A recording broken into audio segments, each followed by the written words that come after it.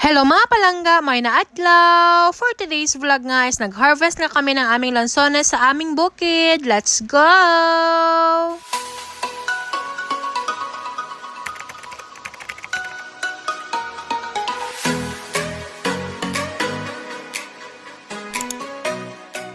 So, ayun na nga guys, ang aga nga namin gumising kasi naman ay pupunta kami ng bukid at kukuha kami ng mga lansones dun sa amin. Sabi kasi ni Papa ay kailangan na daw anihin yung mga lansones kaya naman ako ay sumama na din. Medyo malapit lang naman ito kaya naman ay kering-kering naman ang aking powers. Charis. Akala ko nung una ay medyo malayo pa ito kaya naman ay nagready nga ako ng maraming tubig. Charis. Syempre mahirap na mahingal. Diyos ko jay. So, ito na nga guys, napahinto nga muna kami dito kasi naman ay gusto kong muna tong videohan. Sobrang ganda nga kasi ng tanawan at punong-puno pa ng puno ng niyog. Sa sobrang ganda nga ng tanawin namin dito ay maamoy mo talaga yung fresh na hangin. So ayun na nga guys, andito na nga kami sa sapa at medyo malapit na rin kami sa aming patutunguhan. Medyo matagal na rin akong hindi nakakapunta dito kaya naman ay makikita ko naman ang aming bukid. Hindi ko nga alam na andito lang pala yung lansones na tanim ni Papa. Nagulat nga ako nang pagtingin ko sa taas ay ang daming bunga ng lansones. Sobrang lamis nga ako sa bunga ng lansones na yan kasi punong-puno ng bunga. Sobrang saya nga ni Papa kasi naman yung tinanim niyang lansones ay punong-puno ng bunga. Literal nga naman na kapag may tinanim ka ay may aanihin. Kwento pa nga ni Papa ay nung high school pa daw si ate ay tinanim niya na ang puno ng lansones na ito. At after ilang years nga ay ganito na ang bunga ng tinanim ni Papa na puno ng lansones. Ang dami pa nga nagsilaglagang mga lansones kaya naman ay pinunutan namin ito isa-isa kasi naman ay sayang. At syempre tinikman ko na rin yung lansones kasi naman ako natatakam na. At in fairness matamis naman siya. Yung iba is maasim pa kasi naman sabi ni Papa ay bagong pitas. So ayun na nga guys, nagsimula na nga sila Papa nanguha sa puno kaya naman ay napakadami nga nitong bunga. Sobrang saya nga naman kasi yung mga itinanim ni Papa ay nagbunga na ng marami. Pinahanga kami ng puno ng lansones na yan kasi naman yung bunga ay magdadalawang sako. May bibili na nga yan lahat kaya naman siguradong may pang Jollibee na naman tayo. Charis. Mahilig nga si Papa magtanim-tanim kaya yan yung bunga ay naibibinta na namin. Tinikman na din ang kasama ko yung lansones kasi daw natatakam na din siya. Sino ba naman ang hindi matatakam kung ganyan karami yung bunga ng lansones na iyan? Yung ginawa lang namin dito ay kumain ng maraming lansones. Diyos ko jay. Yung sinama nga namin dito ay hindi para manguha ng lansones ay kundi kumain, charis.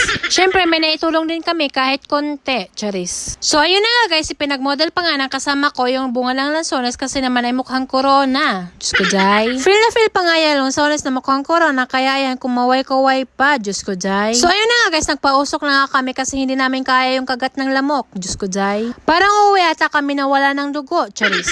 So ayun na nga guys, hindi na nga natiis ni Mama na puntahan kami dito. Hindi ko nga alam kung tutulong ba siya sa pagkuha ng lansones o sadyang namimiss niya lang si Papa, charis. Joke lang, baka tayo mapalo, charis. Ito na nga lahat guys, yung bunga ng puno ng lansones na iyon. Naubos na nga lahat nila Papa sa puno yung bunga kaya yan, uuwi na kami. Naabutan pa nga kami ng malakas na ulan kaya yan, hindi na ako nakapag-video nung pauwi na kami. Andito na nga kami sa bahay at sakto naman ay manaliligo ng mga bata kaya yan, binigyan ko sila isa-isa. Mandami naman kami nakuha kaya yan, magbibigay naman tayo sa mga bata.